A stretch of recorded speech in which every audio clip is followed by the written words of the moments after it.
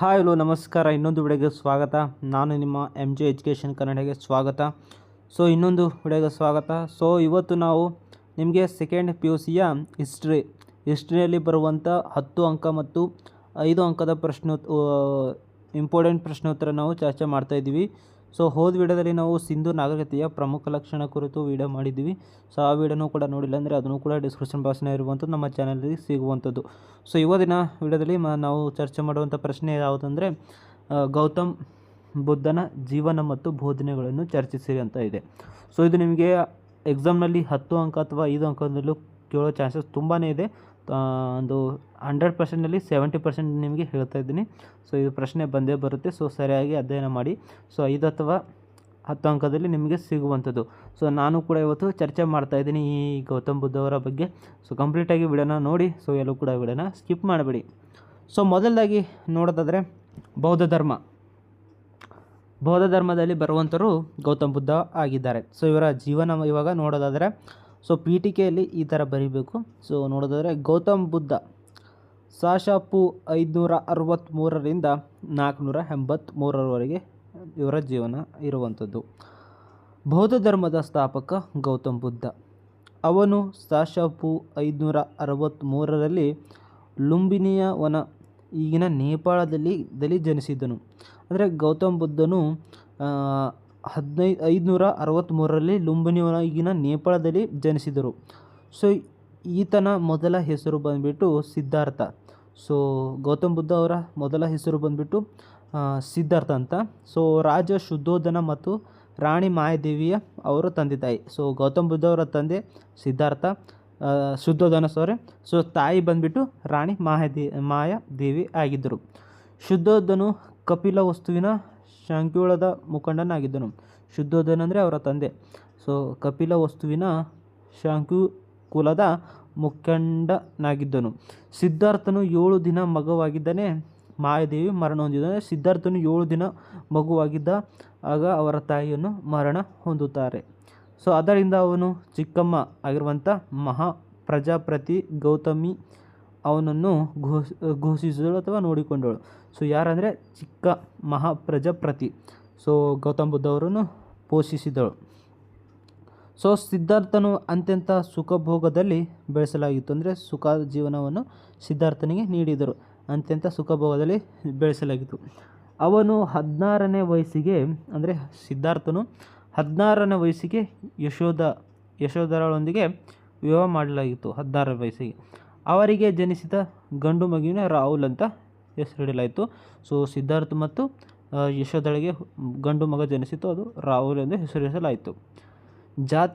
ಜಾತಕ ಕಥೆಗಳ ಪ್ರಕಾರ ಒಂದು ಸಂಜೆ ಅಂದರೆ ಒಂದು ದಿನ, ಒಂದು ಸಂಜೆ ಅಂದರೆ ಒಂದು ರಾತ್ರಿ. ಜಾತಕ ಕಥೆಗಳ ಪ್ರಕಾರ ಹೇಳ್ತಿದ್ದೀನಿ ಇಲ್ಲಿ. ಒಂದು ಸಂಜೆ ದಿನ ಸಿದ್ಧಾರ್ಥನು ಅರಮನೆಯಿಂದ ಆಚೆ ಹೋದಾಗ ಅಂತಂದರೆ ಸಿದ್ಧಾರ್ಥನು ಸಂಜೆ ಟೈಮ್ಗೆ ಅರಮನೆಯಿಂದ ಆಚೆಗೆ ಹೋಗುತ್ತಾನೆ. ಅಲ್ಲಿ 4 ದೃಶ್ಯಗಳು ನೋಡುತ್ತಾನೆ. ಯಾರು ಅಂದರೆ ಸಿದ್ಧಾರ್ಥನು ಸಂಜೆ ಟೈಮಿಗೆ. ಒಬ್ಬ ವೃದ್ಧ, ಒಬ್ಬ ರೋಗಿ, ಒಬ್ಬ ಶವಯಾತ್ರೆ, ಒಬ್ಬ ಸನ್ಯಾಸಿಯನ್ನು ಕಂಡನು. ಈ 4 ದೃಶ್ಯಗಳು ಸಿದ್ಧಾರ್ಥನು ನೋಡುತ್ತಾನೆ. ಈ 4 ದೃಶ್ಯಗಳಲ್ಲಿ ಮೊದಲು 3 ದೃಶ್ಯಗಳಲ್ಲಿ ಸಿದ್ಧಾರ್ಥನು ಕೆಲವು ದುಃಖ ಮತ್ತು ನೋವುಗಳನ್ನು ಕಂಡರೆ 4ನೇ ದೃಶ್ಯದಲ್ಲಿ ಸಂತೋಷವನ್ನು ಕಂಡಿರ್ತಾನೆ. ಯಾವುದಂದರೆ ಒಬ್ಬ ವೃದ್ಧ ಅವನು ದುಃಖದಲ್ಲಿರುವಂಥದ್ದು, ಒಬ್ಬ ರೋಗಿ ಒಬ್ಬ ದುಃಖದಲ್ಲಿರುವಂಥದ್ದು, ಶವಯಾತ್ರೆ ಅವನು ಕೂಡ ದುಃಖದಲ್ಲಿರುವಂಥದ್ದು. ಒಬ್ಬ ಸನ್ಯಾಸಿನೂ ಕಂಡನು. ಆ ಸನ್ಯಾಸಿ ಏನಂದರೆ ನಗಾಡುತ್ತಾ ಸಂತೋಷದಿಂದ ಇದ್ದನು. ಈ ಮೊದಲು 3 ದೃಶ್ಯಗಳಲ್ಲಿ ಸಿದ್ಧಾರ್ಥನು ಕೆಲವು ದುಃಖ ಮತ್ತು ನೋವನ್ನು ಕಂಡರೆ 4ನೇ ದೃಶ್ಯದಲ್ಲಿ ಸಂತೋಷವ ಅಂದರೆ ಪ್ರಾಪಂಚಿಕ ಜೀವನ ತ್ಯಜಿಸಿ ಒಬ್ಬ ಸನ್ಯಾಸಿಯನ್ನು ಕಂಡನು. ಈ 4 ದೃಶ್ಯಗಳು ಸಿದ್ಧಾರ್ಥನ ಮೇಲೆ ಗಾಢವಾದ ಪರಿಣಾಮ ಬೀರಿದವು. ಈ 4 ದೃಶ್ಯಗಳು ಬಗ್ಗೆ ಅವನಿಗೆ ಗಾಢವಾದ ಪರಿಣಾಮವನ್ನು ಬೀರಿದವು. ಅದರಿಂದ ಸಿದ್ಧಾರ್ಥ ಪ್ರಾಪಂಚಿಕ ಜೀವನವನ್ನು ತ್ಯಜಿಸಲು ನಿರ್ಧರಿಸಿದನು. ಅಂದರೆ ಸಿದ್ಧಾರ್ಥನು ಪ್ರಾಪಂಚಿಕ ಜೀವನವನ್ನು ತ್ಯಜಿಸಲು ನಿರ್ಧರಿಸಿದನು. ಇವನು ದುಃಖಕ್ಕೆ ಮೂಲ ಕಾರಣ ಕಂಡುಹಿಡಲು ಹೆಂಡತಿ, ಮಗು, ತಂದೆ ತಾಯಿ ಮತ್ತು ರಾಜ್ಯವನ್ನು ತ್ಯಾಗ ಮಾಡಿದನು. ಅಂದರೆ ಸಿದ್ಧಾರ್ಥನು ಆ 4 ದೃಶ್ಯಗಳು ಕಂಡುತ್ತಾನಲ್ಲ, ದುಃಖದ ಮೂಲವನ್ನು ಕಂಡುಹಿಡಲು ಸಿದ್ಧಾರ್ಥನು ಪ್ರಾಪಂಚಿಕ ಜೀವನವನ್ನು ತ್ಯಜಿಸಲು ನಿರ್ಧರಿಸುತ್ತಾನೆ. ಇವನು ದುಃಖಕ್ಕೆ ಕಂಡುಹಿಡಲು ಹೆಂಡತಿ, ಮಗು, ತಂದೆ ತಾಯಿ ಮತ್ತು ರಾಜ್ಯವನ್ನು ತ್ಯಾಗ ಮಾಡಿದನು. ಈ ಘಟನೆಯನ್ನು ಮಹಾಪರಿತ್ಯಾಗ ಎಂದು ಕರೆಯಲಾಗುತ್ತೆ. ಹೆಂಡತಿ, ಮಗು, ತಂದೆ ತಾಯಿಯನ್ನು ಬಿಟ್ಟು ರಾಜ್ಯವನ್ನು ತ್ಯಾಗ ಮಾಡಿ ಮಹಾಪರಿತ್ಯಾಗ ಎಂದು ಕರೆಯಲಾಗುತ್ತದೆ. ಸೊ ಸಿದ್ಧಾರ್ಥನು ಅಲೆಮಾರಿ ಸನ್ಯಾಸಿ ಜೀವನ ನಡೆಸಿದನು. ಅಂದರೆ ಸಿದ್ಧಾರ್ಥನು ಅಲೆಮಾರಿ ಸನ್ಯಾಸಿ ಜೀವನ ನಡೆಸಿದನು. ಆಸೆಯಿಂದ ದೂರವಿದ್ದ.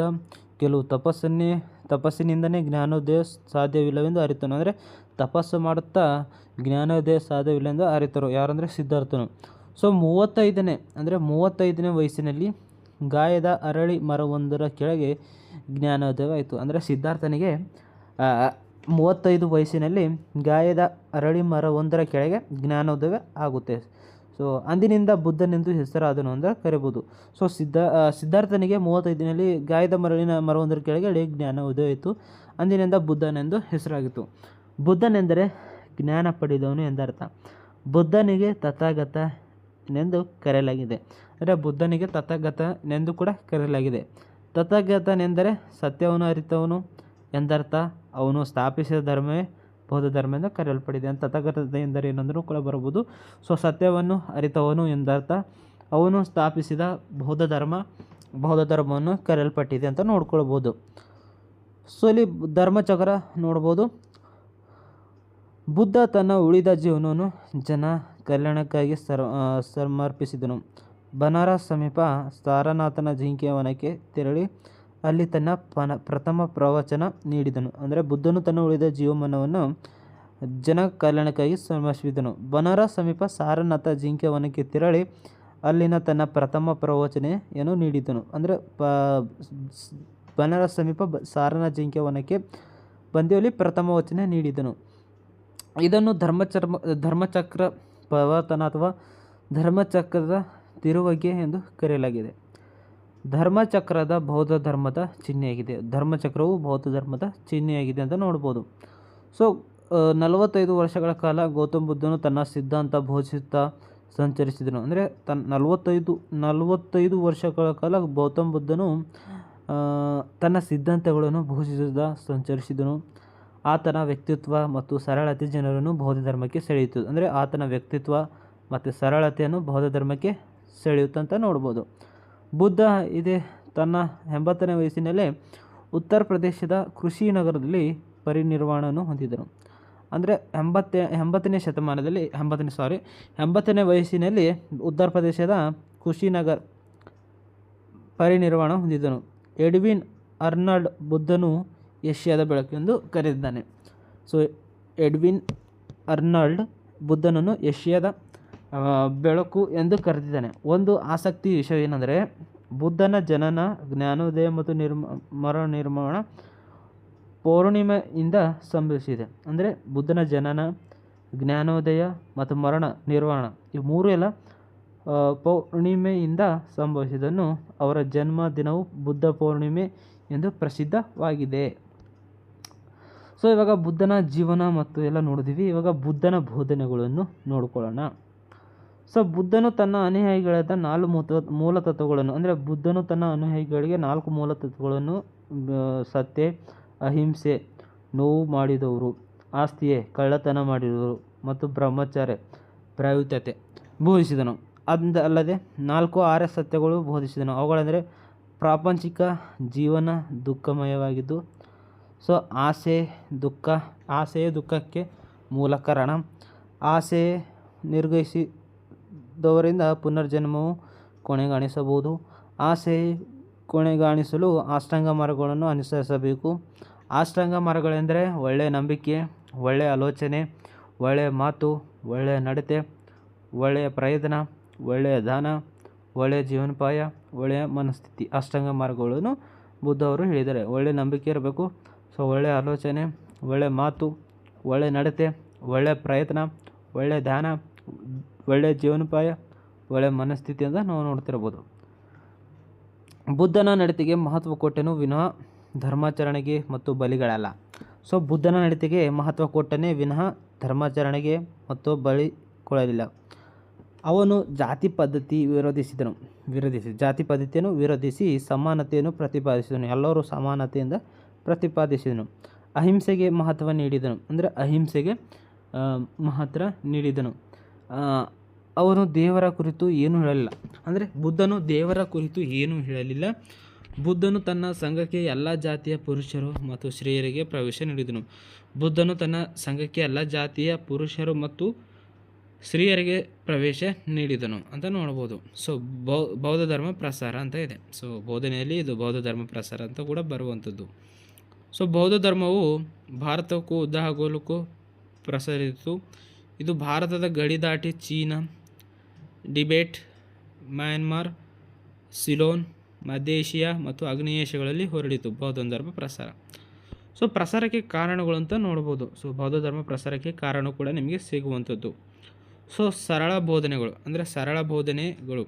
ಬೌದ್ಧ ಧರ್ಮವು ಬೋಧನೆಯು ಸರಳ ಮತ್ತು ಸುಲಭವಾಗಿ ಅನುಸರಿಸುವಂಥ ಆಗಿದ್ದು, ಅದರಿಂದ ಜನರು ಅದನ್ನು ಒಪ್ಪಿಕೊಂಡ್ರು. ಅಂದರೆ ಈ ಪ್ರಸಾರಕ್ಕೆ ಕಾರಣ ಏನಂತ ನೀವು ಕೂಡ ನೋಡ್ಬೋದು. ಸೊ ಸರಳ ಬೋಧನೆ ಅಂದರೆ ಬೌದ್ಧ ಧರ್ಮವು ಬೋಧನೆಯು ಸರಳ ಮತ್ತು ಸುಲಭವಾಗಿ ಅನುಸರಿಸುವಂಥಗಳಾಗಿದ್ದು, ಅಂದರೆ ಸರಳ ಮತ್ತು ಸುಲಭವಾಗಿ ಇರುವಂಥದ್ದು, ಅದರಿಂದ ಜನರು ಅದನ್ನು ಒಪ್ಪಿಕೊಂಡರು. ದೇಶೀಯ ಭಾಷೆ. ಬುದ್ಧನು ಸಾಮಾನ್ಯ ಜನರ ಭಾಷೆಗಳಾದ ಪಾಲಿ ಮತ್ತು ಪ್ರಾಕೃತ ಬೋಧಿಸುವುದರಿಂದ ಜನರಿಗೆ ಸುಲಭವಾಗಿ ಅರ್ಥ ಮಾಡಿಕೊಂಡು ಹಲವಾರು ಬೌದ್ಧ ಧರ್ಮವನ್ನು ಸ್ವೀಕರಿಸಿದೆ. ಅಂದರೆ ದೇಶೀಯ ಭಾಷೆಯೂ ಕೂಡ ನಿಮಗೆ ಕಾರಣಕ್ಕೆ ಎರಡನೇದಾಗಿದೆ. ಸೊ ಬುದ್ಧನು ಸಾಮಾನ್ಯ ಜನರು ಭಾಷೆಗಳಾದ ಪಾಲಿ ಮತ್ತು ಪ್ರಾಕೃತ ಬೋಧಿಸುವುದರಿಂದ ಜನರು ಸುಲಭವಾಗಿ ಅರ್ಥ ಮಾಡಿಕೊಂಡು ಹಲವಾರು ಬೌದ್ಧ ಧರ್ಮವನ್ನು ಸ್ವೀಕರಿಸಿದರು. ಸೊ ಸಮಾನತೆ ತತ್ವಗಳು. ಸೊ ಜಾತಿ ಪದ್ಧತಿ ವಿರೋಧಿಸಿದರು. ಬುದ್ಧನು ಸಾಮಾಜಿಕ ಮತ್ತು ಲಿಂಗ ಸಮಾನತೆಯನ್ನು ಬೋಧಿಸಿದನು. ಸೊ ಮೂರನೇ ಪಾಯಿಂಟ್ ಯಾವುದಂದರೆ ಸಾಮಾಜಿಕ ತತ್ವಗಳು. ಸೊ ಸಾಮಾಜಿಕ ವಿರೋಧಿಸಿ ಬುದ್ಧನು ಸಾಮಾಜಿಕ ಮತ್ತು ಲಿಂಗ ಸಮಾನತೆಯನ್ನು ಬೋಧಿಸಿದನು. ಬುದ್ಧನ ವ್ಯಕ್ತಿತ್ವ. ಬುದ್ಧ ಒಬ್ಬ ಆಕರ್ಷಕ ವ್ಯಕ್ತಿತ್ವ ಉಳ್ಳವನಾಗಿದ್ದನು. ಅಂದರೆ ಬುದ್ಧನ ವ್ಯಕ್ತಿತ್ವ 4ನೇ ಪಾಯಿಂಟ್ ಆಗಿರುವಂಥದ್ದು. ಬುದ್ಧ ಒಬ್ಬ ಆಕರ್ಷಕ ವ್ಯಕ್ತಿತ್ವವಾಗಿದ್ದನು. ನೀತಿಕತೆ ಮತ್ತು ಉಪಕಥೆಗಳನ್ನುಂಡ ಅವನ ಬೋಧನೆ ಪರಿಣಾಮವಾಗಿತ್ತು. ಪ್ರೀತಿ, ಕರುಣೆ ಮತ್ತು ಸಹಾನುಭೂತಿ ಈ ಧರ್ಮವನ್ನು ಜನಪ್ರಿಯಗೊಳಿಸಿದನು. ಅಂದರೆ ಬುದ್ಧನ ವ್ಯಕ್ತಿತ್ವ ನೋಡಿದ್ರೆ ಬುದ್ಧ ಒಬ್ಬ ಆಕರ್ಷಕ ವ್ಯಕ್ತಿಗಳನ್ನಾಗಿದ್ದನು. ನೀತಿಕತೆ ಮತ್ತು ಉಪಕಥೆಗಳನ್ನು ಅವನ ಬೋಧನೆ ಪರಿಣಾಮವಾಗಿತ್ತು. ಪ್ರೀತಿ, ಕರುಣೆ ಮತ್ತು ಸಹಾನುಭೂತಿ ಈ ಧರ್ಮದ ಜನಪ್ರಿಯಗೊಳಿಸಿದನು. ಬೌದ್ಧ ಸಂಘದ ಪಾತ್ರ 5ನೇ ಪಾಯಿಂಟ್. ಸೊ ಬೌದ್ಧ ಸನ್ಯಾಸಿ ಮತ್ತು ಸನ್ಯಾಸಿಗಳಿಗೆ ದೂರದ ದೇಶಗಳಿಗೆ ದೀರ್ಘ ಮತ್ತು ಪ್ರಾಯೋಗಿಕ ಪ್ರಯಾಣ ಮಾಡಿ ಬುದ್ಧನ ಸಂದೇಶವನ್ನು ಹರಡಿಸಲು ಅತ್ಯುತ್ತಮ ಸೇವೆ ಸಲ್ಲಿಸಲಿಕ್ಕೆ ಸಂಘದ ಬೌದ್ಧ ಧರ್ಮ ಬೋಧನೆಯನ್ನು ಕೇಂದ್ರವಾಗಿದ್ದವು. ಅಂದರೆ ಬೌದ್ಧ ಸಂಘದ ಪಾತ್ರ. ಬೌದ್ಧ ಸನ್ಯಾಸಿಗಳು ಮತ್ತು ಸನ್ಯಾಸಿಯವರೇ ದೂರದ ದೇಶಗಳಿಗೆ ದೀರ್ಘ ಮತ್ತು ಪ್ರಯಾಸಕರ ಪ್ರಯಾಣ ಮಾಡಿ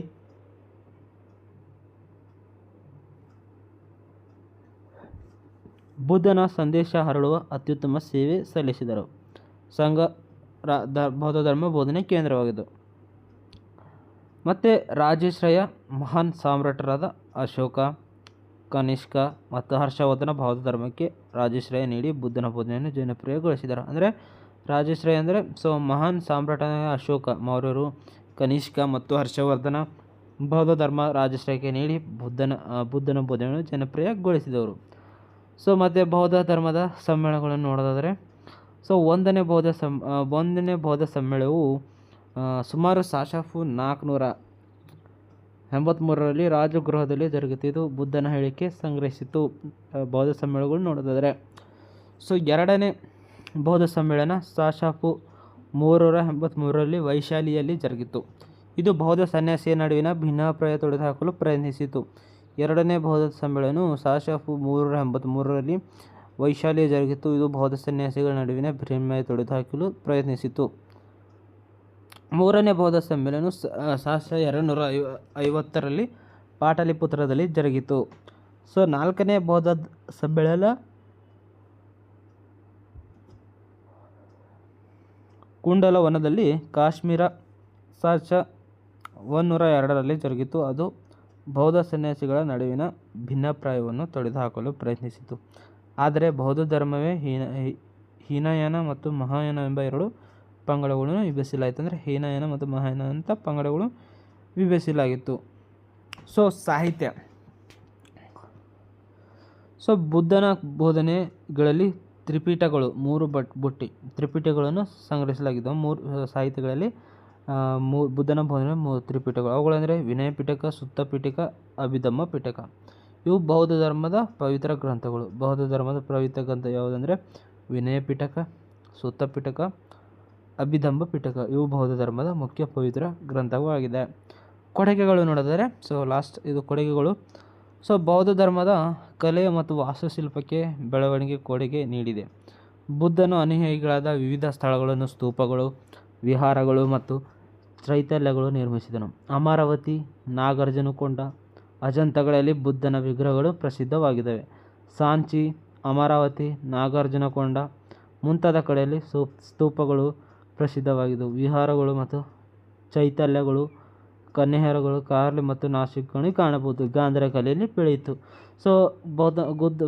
ಬುದ್ಧವರು ಕೊಡುಗೆಗಳು ನೋಡಿದರೆ ಬೌದ್ಧ ಧರ್ಮದ ಕೊಡುಗೆ ಕಲೆ ಮತ್ತು ವಾಸ್ತುಶಿಲ್ಪ ಬೆಳವಣಿಗೆ ಕೊಡುಗೆ ನೀಡಿದ್ದು. ಬುದ್ಧನ ಅನುಯಾಯಿಗಳಿಗೆ ವಿವಿಧ ಸ್ಥಳಗಳಲ್ಲಿ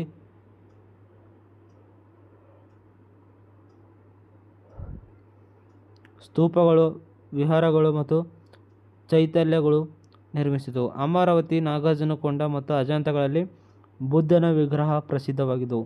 ಸಾಂಚಿ, ಅಮರಾವತಿ, ನಾಗಾರ್ಜುನಕೊಂಡ ಮತ್ತು ಮುಂತಾದ ಕಡೆಯಲ್ಲಿ ಸ್ತೂಪಗಳು ಪ್ರಸಿದ್ಧವಾಗಿದ್ದವು.